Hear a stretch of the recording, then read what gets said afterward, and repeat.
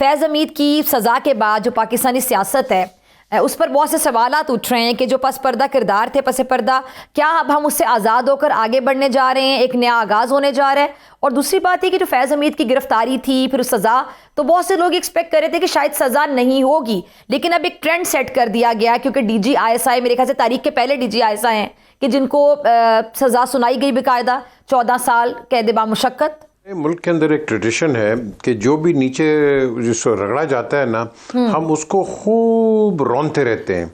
देखें, आर्मी ने जो अपना एक डिसीजन लिया है, आप उसको रिस्पेक्ट करें।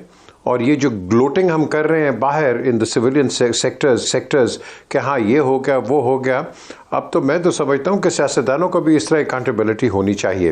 अगर फौज कर सकती है तो सियासतदान भी उसी आप कह लो कि डायस्पोरा में आते हैं। बट हैविंग सेड सो, मैं ये ज़रूर कहूँगा, देखो एक फॉर्मर लेफ्टिनेंट जनरल जो भी आर्मी ने डिसाइड किया फील्ड कोर्ट मार्शल, उसकी अगर अपील होगी नहीं होती है ये आपको वक्त बताएगा। वो एक बड़ी सेंसिटिव पोजीशन पे थे as chief of this ISI and he is privy to a lot of information. लेकिन अभी कई चीज़ें वो नहीं निकलेंगी क्योंकि under the official secrets act इसमें काफ़ी रिस्ट्रिक्शंस होती हैं, रिस्ट्रेंट्स होती हैं। और ये बात जिस तरह लोग समझते हैं कि ये ब्लैक एंड वाइट, उस तरह नहीं है।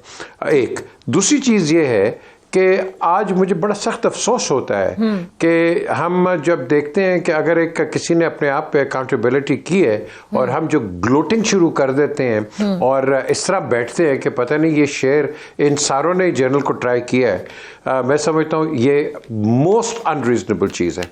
जो हो गया, let the army handle its own cases, let the army do whatever it wants to do। लेकिन ये जो बाहर के जो होते हैं ना, ये political commentators, I don't think कि you know they're even qualified to speak about it। इनको पता है कुछ नहीं, लगे हुए हाँ जी ये हो गया सर, और भाई जो हो गया वो हो गया, रहने दो ना। आप लोगों को जब को पकड़ते हैं उस वक्त आप शोर करते हो, उस वक्त तो कोई नहीं, हाँ जी हमारे पास तो वो जुल्म हो गया है, ये हो गया, गलत केस हो गया, ये हो गया, फलाना हो गया, इस तरह की बातें आपको नज़र आती हैं। सो मैं समझता हूँ कि एक बड़ा एक क्वाइट कॉल रखें आप अपने आप। जो कानून कर रहा है, फौजी कानून कर रहा है, उसको करने दें, उसको चलने दें।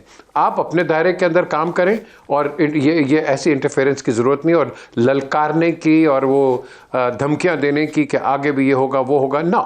जो होना है वो होगा, लेकिन हम जो ग्लोट करते हैं ना, ये मुझे बड़ा बुरा लगता है, बहुत बुरा लगता है। ठीक है। और पर्टिकुलरली कोई भी हो, वो हमारे एक जनरल रहे हैं, ठीक है, गलतियां हुई हैं, गलतियां सबसे होती हैं, लेकिन ये नहीं कि आप उस चीज़ के ऊपर ऐसा अपना रिएक्शन दें कि you come to a point of no return। I don't think that is the right way about it। पीजे मीर साहब, जैसा कि अभी फरमा रहे थे माजिद निज़ामी साहब के आने वाले दिनों में और भी बहुत सी चीज़ें जुड़ी हुई जो कि अब सामने आ सकती हैं क्योंकि इस डिसीजन के बहुत से इफेक्ट्स भी होंगे, जारी बातें होंगे क्योंकि छोटी बात नहीं है। ये जो जजेस हैं, कुछ माजी में जजेस, ब्यूरोक्रेट्स, इवन सियासतदान जो कि पॉलिटिकल इंजीनियरिंग में शामिल रहे, सुनने में आ रहा है कि उनके गिर्द भी घेरा तंग होने जा रहा है। देखिए, गहरा तंग होने की बात नहीं है। ये जितने भी हैं, मुझे पता, I am privy to a lot of them, कि ये जब मुसीबत में या किसी को गिराने की कोशिश करते हैं, ये फौज के पास ही जाते हैं, गेट नंबर 4 के पास खड़े हो जाते हैं, हाँ जी इसको निकालें, हम आपके साथ हैं, ये वो हैं। आज एक रिवर्सल है, ठीक है, एक प्रेसिडेंस आया है, अच्छी बात है। क्या will this be a permanent thing? क्या ये परमानेंट चीज़ होगी? हो सकती है इन अ कंट्री लाइक पाकिस्तान। ये तो आपको वक्त बताएगा। This is a developing story. ये आपको वक्त बताएगा कि who rules and who can rule and who can not rule. ये आपको टाइम बताएगा। लेकिन बात ये है कि अगर हमने बाय द बुक जाना है तो फिर बुक आपके सामने आ गई है। लेकिन ये जो बुक आई है, तो फिर ये बुक जब खुलेगी तो इसके बहुत चैप्टर्स हैं कि जिसके अंदर मैं समझता हूँ कि काफ़ी इम्प्लीकेशंस भी होंगी, कॉम्प्लिकेशंस भी होंगी, और एक ऐसी सिचुएशन होगी जो कि मैं समझता हूँ कि which can become quite sensitive. So again let's wait and see कि क्या होता है। अच्छा, आपकी बात से एक सवाल मेरे ज़हन में आया, पीजे साहब, I am really sorry to interrupt you. आपकी बात से मेरे ज़हन में एक सवाल आया कि जैसे आपने कहा चैप्टर है, क्या ये चैप्टर फिलहाल PTI तक ही महदूद नजर आ रहा है आपको? देखें, ये चैप्टर सब ने इस्तेमाल किया है, छोड़ दें।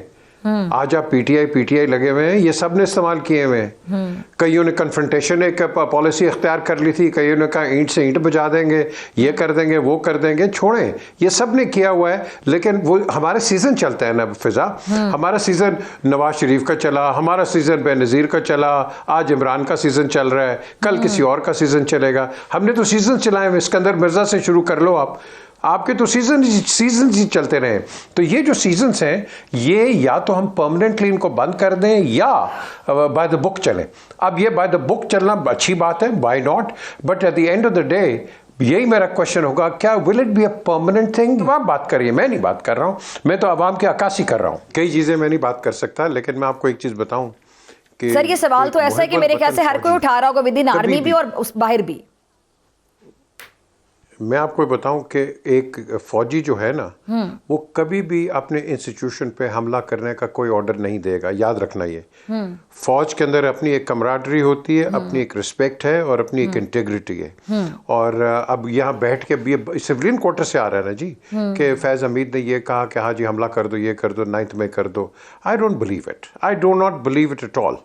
ये जिसने किया है, ये तो अब आप प्रॉपर इन्वेस्टिगेशन कराएंगे तो आपको पता चलेगा।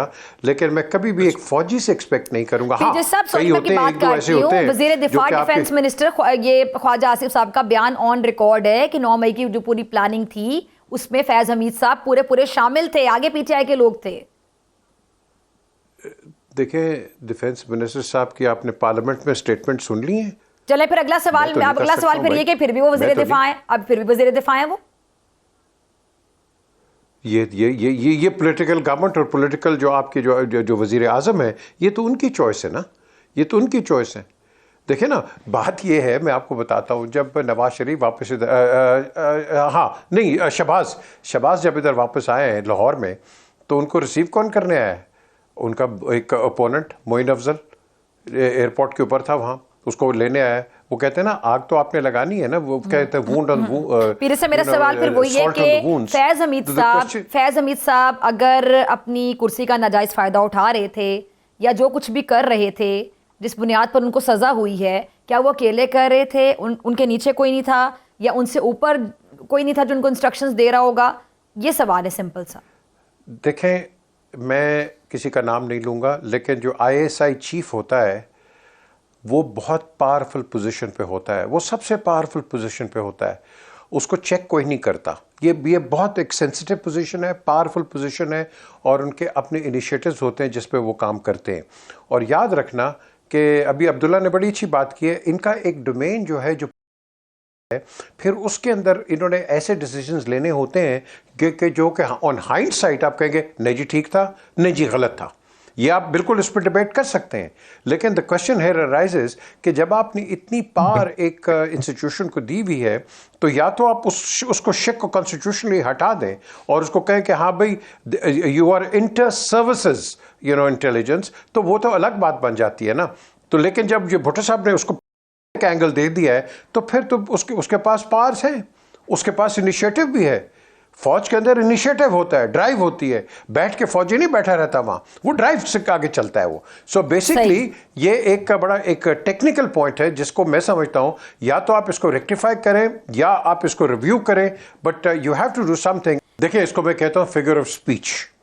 ये फिगर ऑफ स्पीच, क्योंकि ऐसे अल्फाज हमने नवाज शरीफ के लिए भी सुने, बेनज़ीर के लिए भी सुने, सिक्योरिटी थ्रेट, गद्दार, डेंजर, ये वो फलाना, ये सब ये फिगर ऑफ स्पीच है। फौज इस वक्त मेरी नज़र के अंदर एक ऐसे एक पॉइंट पे है। फौज के खिलाफ आपने देखा कि कैसे सोशल मीडिया के ऊपर ये जो इधर उधर की अननेसेसरी, मैं क्या अल्फाज इस्तेमाल करूँ, ये जो लोग कर रहे हैं, तो नेचुरली इस तरह की चीज़ जब होती है तो फौज भी फ्रस्ट्रेटेड है, वो भी इंसान है नहीं है। तो जब वो इस तरह का एक रिस्पांस देते हैं तो उसके अंदर कुछ ना कुछ ऐसी चीज होती है जो कि अक्लमंदों को पता चल जाती है, और जो दूसरे होते हैं उसके वो कहते हैं ना, मतलब फ्रॉम लेफ्ट टू राइट वो कुछ और निकाल देते हैं, नॉर्थ टू साउथ कर देते हैं वो। तो ये मैं समझता हूँ कि ये जो बात हुई है, ये एक मैसेज है आपके जो दुश्मनान हैं पाकिस्तान के, आपके जो सोशल मीडिया के अंदर जो लोग बैठे हैं जो कि आर्मी बैशिंग कर रहे हैं, इन पर्टिकुलर ये उनके लिए है। और ऑब्वियसली वो समझते हैं कि भाई इनको इंस्टिगेट इंस्टिगेट कर रहा है, मैं तो पहले भी कहता हूँ भाई अगर तो इसने इमरान खान ने खुद किया है ना, क्योंकि इस वक्त हम बात कर रहे हैं हेरसे की, तो अगर इसने खुद किया है आई वांट दैट प्रूफ, और फिर इमरान को बंद करके ना इसकी चाबी आप समुद्र में फेंक दो। लेकिन I need to be honest and fair in my judgement कि इसने किया है, ये ट्वीट्स जो कर रहा है ये खुद कर रहा है, अगर ये कर रहा है कैसे कर रहा है, इसको तो अंदर अंदर चिड़ी नहीं फटक सकती, इससे कोई बात मिल नहीं सकता, तो ये ट्वीट कैसे कर रहा है ये। और अगर कोई बाहर आके बात कर रहा है कि इमरान ने ये कहा है, तो मैं तो उसको पकड़ूंगा कि तुमने किस अथॉरिटी के ऊपर इस तरह की डेंजरस किस्म की और गलत किस्म की एंटी पाकिस्तान तुम जो ये जो बातें कर रहे हो, क्यों कर रहे हो, ठीक है ऑन जी, व्हाट चलें। Basis. So I will catch the actual person जिसने वो किया है। ठीक है तो जी। अगर मैं किसी को ब्लेम कर दूं जो कि वैसे ही बंद अंदर है, तो उसको मैं कैसे ब्लेम कर सकता, सही। प्लीज मुझे बता दें आप। ठीक या है तो जी। डिस्ट्रिक्ट सुपरिटेंडेंट जेल को पकड़े ना, जो कि कोर्ट चलिए आपने एक अहम सवाल उठाया, ठीक है जी, आपने एक अहम सवाल उठाया, ठीक है।